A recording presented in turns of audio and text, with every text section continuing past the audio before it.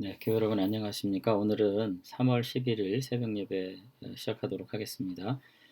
함께 읽을 성경 말씀은요. 마태복음 6장 9절부터 13절까지 말씀입니다. 주기도문인데 다시 한번 깊이 말씀의 의미를 생각하면서 우리들이 읽어보도록 하겠습니다. 마태복음 6장 9절에서 13절 제가 봉독해 드리겠습니다. 그러므로 너희는 이렇게 기도하라. 하늘에 계신 우리 아버지여, 이름이 거룩히 여김을 받으시오며 나라가 임하시오며 뜻이 하늘에서 이루어진 것 같이 땅에서도 이루어지이다. 오늘 우리에게 일용할 양식을 주시옵고 우리가 우리에게 죄 지은 자를 사하여 준 것 같이 우리의 죄를 사하여 주시옵고 우리를 시험에 들게 하지 마시옵고 다만 악에서 구하시옵소서. 나라와 권세와 영광이 아버지께 영원히 있사옵나이다. 아멘. 네, 이렇게 되어 있습니다. 네, 오늘은 구절을 중심으로 하나님은 우리의 아버지시다 라는 주제로 본문을 좀 이해하도록 그렇게 준비를 했습니다. 9절에 보면은 이제 그러므로 너희는 이렇게 기도하라 이렇게 말씀하시면서 첫 마디에 하늘에 계신 우리 아버지요 지금 이렇게 되어 있거든요. 본문에는 이제 하늘에 계신 우리 아버지 이렇게 해서 아버지라고 하는 문장이 단어가 제일 뒤에 나와 있고 아버지를 수식하는 하늘에 계신 우리라고 하는 이제 수식어들이 앞에 먼저 나와 있는데 헬라 성경을 보면은 그 첫 번째로 만나는 단어가 다름 아닌 이제 아버지라는 단어예요. 파테르 돼 있는데 우리말로 이제 아버지 이렇게 했는데 이제 원래 아람어상에는 이제 아빠 이제 아주 친근한 의미에서 부르는 아버지에 대한 호칭인 거죠. 이 말이 우리의 놀랍게도 우리말의 아빠라고 하는 말하고도 같은 의미를 가집니다. 아빠, 그러니까 파테르 이게 같은 말인데 아람어로도 아바죠, 아바. 참 놀라운 일이긴 합니다만 어쨌든 발음상의 유사성이 참 놀라운 일이기도 한데 바로 그대로 우리가 말하는 아빠라고 하는 단어가 가진 의미를 그대로 가진 말이에요. 근데 그 말이 주기도문의 지금 첫 번째 단어가 되는 말이라는 것입니다. 예수님께서는 하나님을 그렇게 부르라는 거예요. 아빠라고 말이죠. 근데 그러면 이 아빠라는 표현을 어떻게 이해를 해야 될까 하는 걸 생각해야 되는데 이제 구약 성경에 보면은 하나님과 택한 그 백성들을 묘사하는 다양한 그 언어들이 비유 언어들이 존재를 합니다. 예컨대 뭐 왕과 백성의 비유가 있고요, 목자와 양의 비유 언어가 있고요, 포도원 농부와 뭐 포도원, 뭐 신랑과 신부 이렇게 짝을 이루는 이제 그림 언어들이 있는데 이런 것들은 모두가 다 본질적으로 하나님과 이스라엘이 어떤 관계에 있는가 하는 것을 갖다가 묘사하기 위해서 이제 채택된 언어들인 거죠. 그러니까 하나님과 이스라엘은 이와 같은 깊은 언약 관계 속에 이렇게 있다. 신랑과 신부와 같이 말이죠. 이러한 비유적 언어들을 사용하는 이유는 뭐냐면은 하나님이 어떤 분이고 우리는 누구냐 하는 것을 갖다가 이해하도록 하기 위한 거예요. 근데 다 한결같이 어때요? 하나님의 무한한 보호와 책임이 있고 또 그 하나님의 무한한 보호와 책임 아래 사는 그 백성들, 뭐 그 포도원과 그 목자와 그 신부들은 그 무한한 의존 관계 속에서 그 왕 대신 또 신랑 대신 뭐 목자 대신 주님과 더불어서 복된 삶을 살 수 있게 된다. 뭐 그런 비유들을 하기 위해서 지금 이제 사용하는 언어들인데 이제 오늘 예수님께서 이제 주기도를 통해서 말씀하신 아버지와 아들이라는 표현 자체도 이와 같은 표현 중에 하나입니다. 그러니까 이런 거를 이제 신학적으로는 뭐 언약 신학적 표현이다 뭐 그렇게 말을 하는데 지금 오늘 주기도문에서도 하나님은 바로 택한 자녀들의 아버지고 또 자녀들은 하나님의 아들이다 이렇게 지금 표현을 하는 거죠. 이거는 사실은 구약 성경에도 그렇고 그 신약 성경에도 그렇고 그와 같은 용례가 많지 않아요, 사실은. 예수님께서 말씀하신 특별한 지금 비유 언어 중에 하나입니다. 여기서 우리가 이제 생각해야 될 건 뭐냐면은 예수님께서 정말 그렇게 생각하신 거죠. 하나님과 당신의 관계를 아버지와 아들의 관계. 우리는 성부 성자 자꾸 그러는데 이제 그와 같은 뭐 교리적인 이해를 떠나 가지고도 예수님께서는 하나님을 아버지로 자신을 아들로 그렇게 깊은 특별한 이해를 가지고 언약적 관계 속에서 실제로 사셨고요.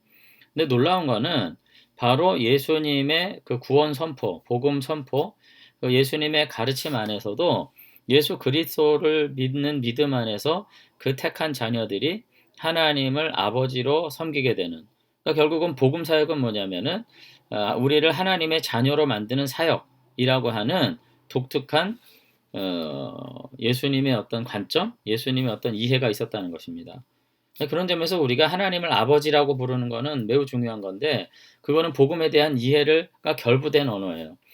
그러니까 예수님께서 그와 같이 구원자가 되셔서 우리를 구원하셨다, 여기서만 머무는 것이 아니라 예수님이 우리를 하나님의 아들 삼아 주시기 위해서 십자가에 죽으셔서 우리를 자녀로 불러주셨다라고 믿는 이해가 복음에 대한 더 깊은 통찰, 이해가 가깝다, 이런 말씀들을 이제 드릴 수 있을 것 같아요. 그러니까 예수님은 어떻게 생각하셨냐면, 자신은 하나님의 아주 독특한 아들로서 십자가의 그 구원 사역을 통해 가지고 제자들을 하나님의 자녀로 삼게 된다, 제자들이 하나님을 아버지라 부를 수 있도록 하게 된다, 이런 이해를 가지고 있었다는 거예요. 그래서 예수님께서 오늘 여기 지금 현상순에 나오는 주기도문에서도 그렇게 요구하신 거예요. 예수님께서 제자들에게 기도를 가르치시면서 그 첫 마디를 하나님을 아버지라고 불러라. 이거 굉장히 중요한 거죠. 기도의 첫 마디를 아빠로 삼은 것은 이 기도를 하는 이 새로운 하나님의 백성들이 하나님의 자녀라고 하는 분명한 자기 이해를 가지고 기도해야 된다, 그렇게 말씀하신 거죠. 어떻게 보면 하나님을 아버지라고 부르는 이 부름 안에 사실은 모든 기도의 어떤 교훈, 신학이 다 담겨 있어요. 그렇기 때문에 오늘 우리도 기도할 때 내가 누군지, 하나님이 누군지 이거 분명히 알고 해야 됩니다. 제가 그래서 늘 신앙은 내 마음속에 하나님이 어떤 분이신가 하는 상이 분명해야 된다, 제가 그런 말씀을 드렸던 것 같은데, 예수님은 우리들로 하여금 우리가 하나님의 자녀로서의 분명한 자기 이해를 가지고 기도하기를 바라신 게 분명해요. 그거 왜 중요하냐? 하나님을 아빠로 이렇게 부르게 된다는 거는 뭘 말합니까? 우리 아버지가, 얼마 전에도 그 KTX에서 우리 아버지가 누군지 알아? 뭐 그런 이야기 한 자매가 있었잖아요.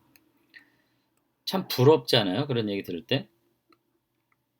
저는 어딜 가서도 우리 아버지가 누군지 알아 할 수 있을 만한 그 뭐랄까 빽줄거리가 되질 못했어요, 저희 아버지가. 근데 여기서도 마찬가지인 거죠. 우리가 하나님을 아빠라고 부르게 된다는 거는 결국 뭐예요? 하늘과 땅을 지으신 하나님, 바로 그분이 나의 아버지시라는 거예요. 그럼 결국 어떻게 돼요? 나의 삶의 모든 부요함의 근원은 그 하나님께 있는 거예요. 내가 하나님의 아들이라는 것은 상속자라는 의미입니다. 그렇기 때문에 하나님을 아빠라고 부르게 된다는 것은, 그렇게 하고 기도하게 된다는 것은 내가 하나님의 모든 부요함을 상속받는 자로서 그 하나님의 부요함, 그 모자람이 없는 하나님의 그 풍성한 것을 내가 끌어서 쓸 수 있는 그와 같은 자격이 있는 사람이고, 기도를 통해서 우리는 그 부요함을 내가 누리고 내가 그 부요함을 끌어서 내 삶에 구현할 수 있는 그와 같은 사람이 된다는 것을 의미한다는 점에서 이제 기도가 매우 중요해지는 거죠. 그러니까 무슨 기도에 있어서 나의 공로가 중요한 게 아니고 내 지혜가 중요한 것도 아니고 내가 뭐 조목조목 무엇을 다 구하는 거, 그거가 중요한 게 아니에요. 중요한 것은 내 기도의 대상이신 하나님이 누구시고 그 하나님과 내가 어떤 관계에 있는지를 내가 날마다 그 관계 속에서 이해하고 기도하고 이해하고 살아가는 것보다 중요한 것은 없다는 것을 예수님께서 지금 우리들에게 말씀을 하고 계시는 거죠. 그렇기 때문에 우리가 예수님을 아버지라고 부르면서 시작하는 이 기도를 통해서 보면 결국은 이 예하에 이루어지는 모든 간구들이 굉장히 강력한 의미를 갖습니다. 왜요? 상속자가 요청하는 것이기 때문에. 그리고 그 상속자의 아버지는 천지를 지으신 하나님이시기 때문에. 여러분, 이 관계 속에서 다시 한번 우리가 하나님을 이해하고 내 자신이 누군지를 깊이 다시 한번 각성하고 자성할 수 있게 되길 바랍니다. 근데 이제 이것이 좀 어려운 이유가 뭐냐면은 아버지에 대한 우리들의 그 뭐라 그럴까요? 실추된 이미지 때문에 그래요. 여러분, 오늘도 제가 이렇게 말씀드리지만 아버지라는 말에 감동이 있습니까? 최근에 어떤 조사에 제가 이렇게 보니까 세상에서 가장 아름다운 단어가 뭐냐라는 질문에 대해서 1위가 뭔지 아세요? 엄마예요. 제가 이거 보면서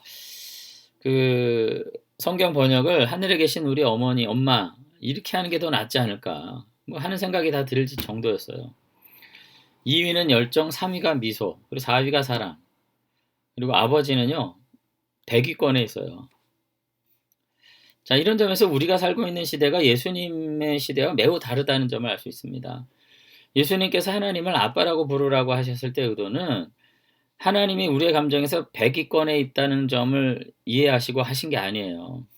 여러분, 우리가 이 문제를 살펴보기 위해서 좀 시간을 거슬러 올라갈 필요가 있는데 고대 사회의 모습을 좀 상상해 볼 필요가 있습니다. 대부분 농경 수렵 생활을 통해 가지고 의식주를 해결했잖아요. 그 시대는 뭐 상점도 없고 편의점도 없고 학교도 없고 TV도 없고 그 시대의 아버지는 힘과 지혜와 능력의 상징이었어요. 아버지는 어린 자녀들이 모르는 모든 것을 알고 있었고요. 누구보다 힘이 세고요. 갖가지 손재주로 무슨 일이든지 척절 해결해 주는 그런 분이었고요. 적어도 산업화 시대 초기만 해도 아버지 이런 권위가 여전히 살아 있었습니다. 매달 급여를 정말 누런 봉투에 직접 두꺼운 봉투를 가져와 가지고 식구들이 보는 앞에서 아내에게 건넸잖아요. 저도 처음 이제 전사 생활할 때 제가 기억이 나는데 그때 사례가 30만 원이 채 안 됐던 것 같아요. 그 작은 돈인데도 그 누런 봉투에 이렇게 담으면 제법 됩니다. 만 원짜리를 쭉 담으면 그거를 내주면서 30만 원은 너무 적은 거였는데 그 당시에 뭐 제 동기들 기본 급여가 100만 원은 안 됐어도 뭐 굉장히 됐을 것 같아요. 그래도 그 봉투를 건네는 모습에 제가 굉장히 권위가 있었던 것 같아요. 제 스스로. 부끄러운 말씀이지만. 온 가족의 생계가 그렇게 아버지 월급 봉투 하나에 의존하고 있었던 거죠. 근데 지금은 우리 사회 아버지 모습은 어때요? 더 이상 자녀들에게 아버지는 의존해야 될 대상이 아닙니다. 네, 불필요한 대상이죠, 사실. 그저 식구들이 미처 잠에서 깨기도 전에 일터에 나갔다가 밤늦게 돌아오고 자녀들의 눈에는 그냥 열심히 일하는 아버지가 어떤 일을 얼마나 고생하면서 하는지도 모르고요. 다만 어머니 손에 위임된 신용카드로 모든 걸 해결하는. 그래서 이와 같은 구조 속에서 아버지에 대한 감정이 정말 성경이 지금 아빠라고 부르라고 하는 이 따뜻하고 위대한 언어를 표현하기란 너무나도 어려운 것 중에 하나이지만은 그럼에도 불구하고 오늘 우리가 다시 한번 하나님께서 인간에게 주신 그 아름다운 이름 우리가 다시 한번 회복하면서 다시 한번 그 하나님 바로 우리들에게 그 회복된 놀라운 아버지의 심상으로 다가올 수 있었으면 좋겠습니다. 오늘 우리가 기도하면서 예수님께서 아버지라는 말을 먼저 우리들에게 말씀하시고 너희들의 아버지다 이렇게 부르라고 하신 것은 결국은 우리의 삶의 모든 필요를 채우시고 도우시는 그 놀라우신 하나님의 총체적 구원, 뭐 영혼 구원 자꾸 그렇게 말씀하시는데 전인적인 구원의 주체가 되시는 그 하나님, 이 세상을 주관하시고 창조하신 그 하나님이 바로 우리들의 아버지시라고 하는 그 놀라운 실존을 먼저 고백함으로써 기도 안에 그 무엇을 간구하든지 그 안에서 하나님의 능력을 체험하게 되는 놀라운 가능성을 열어놓기 위한 그 예수님의 놀라운 가르침이었다는 것 우리가 다시 한번 생각할 수 있었으면 좋겠습니다. 그리고 뭐 한 가지 더 우리가 말씀할 수 있다면 예수님은 사실 당신의 십자가와 구원의 사역을 통해 가지고 우리를 죽어서 천당이라는 어떤 다른 제3의 공간으로 우리를 뭐 이동시킨다 그렇게 생각하시기보다는 우리를 다시금 이 세상을 창조하신 하나님의 자녀로 복귀시킨다. 너희가 다시금 하나님을 아버지라고 부를 수 있는 자격을 내가 부여하겠다. 라고 하는 생각이 더 그 마음과 중심 가운데 있었다고 하는 것을 우리들이 다시 한번 생각할 수 있었으면 좋겠습니다. 그래서 하나님 아버지 우리가 그렇게 부를 때 이것은 예수님의 구원 사역을 찬양하는 고백이기도 해요. 왜? 예수님의 구원 사역을 통해서 우리가 하나님의 자녀라 일컬음을 받게 됐거든요. 그래서 오늘 기도할 때 하나님을 아버지라 부르는 것에는 이제 먼저 두 가지의 의미가 있습니다. 그 하나님의 그 부요하심 안에 우리가 살도록 되었다는 것을 고백하는 것이고요. 그것이 바로 예수 그리스도의 구속사역을 통한 결과라고 하는 고백적 의미가 있다는 것. 이 두 가지 우리가 생각하면서 다시 한번 우리가 이 깊은 사랑과 감격을 가지고 하나님을 아버지라 부르실 수 있는 그런 은혜로운 삶 살아가실 수 있게 되길 바랍니다. 오늘 여기까지 하고요. 다시 한번 그 아버지가 가지고 있는 의미가 무엇인지 우리가 좀 시간이 걸리겠습니다만 한 몇 가지 좀 더 살펴보고 우리의 신앙을 다시 한번 더 부욕케 하는 그런 은혜가 있었으면 좋겠습니다. 아무쪼록 오늘 하루도 그 아버지 대신 하나님과 더불어서 우리의 삶에 닥친 모든 위기와 어려움 그리고 마음의 근심들을 다 떨쳐내버리고 다시 한번 담대함으로 세상을 이기고 승리하는 믿음의 사람들이 되실 수 있기를 주의 이름으로 축원합니다. 한번 기도하겠습니다. 하나님 아버지, 오늘도 내 삶의 실존이 무엇인지를 채 알지 못한 채 이 땅의 목마름, 가난함, 연약함, 그리고 여러 가지 근심들을 그저 내가 짊어진 채 세상을 고아처럼 근심하며 살아가던 우리들의 모습들을 다시 한번 주님 앞에 고백합니다. 이 모든 것들이 사실은 믿음이 있다고 하면서도 아버지 하나님과 나 사이에 어떠한 진정한 변화가 일어나는지 미처 깨닫지 못한 채 그저 하나님의 능력을 사용하지 못하고 하나님의 은혜를 누리지 못하고 하나님의 사랑을 내가 삼지 못한 어리석은 마음으로 살아간 까닭인 것을 다시 한번 주님 앞에 고백합니다. 아버지 하나님, 다시금 우리 마음 가운데 그 뜨거운 사랑으로 다가오신 것 감사하면서 우리 마음 가운데 정말로 뜨거운 사랑을 부어주시는 그 하나님을 아버지로 고백하며 이 땅을 담대하게 살아가는 믿음의 사람들이 다 될 수 있도록 하나님께서 우리를 붙잡아 주시옵소서. 그래서 오늘 하루뿐 아니라 앞으로 살아가는 삶의 일체 모든 상황 속에서 아버지 하나님의 구원하심이 역사하는 삶 살게 하시고 도우심 속에 다시 한번 새날을 열어가는 믿음의 사람들이 다 될 수 있도록 우리 하나교회 성도들을 붙잡아 주시고 축복해 주시옵소서. 오늘 하루도 다시금 우리의 삶의 현실 가운데에서 우리가 하나님을 아버지라 부르기를 소망합니다. 아버지 하나님의 능력으로 우리를 품어주셔서 그 능력 아래서 안식과 평화를 누리는 복된 한 날 살아드리도록 축복해 주시옵소서. 우리 모든 교우들 오늘 하루도 믿음 안에서 아버지 하나님과 동행하는 놀라운 행복을 허락해 주실 줄로 믿사옵고 예수님 이름으로 기도드리옵나이다. 아멘. 네, 오늘 하루도 건강하고 행복하시기를 바랍니다. 감사합니다.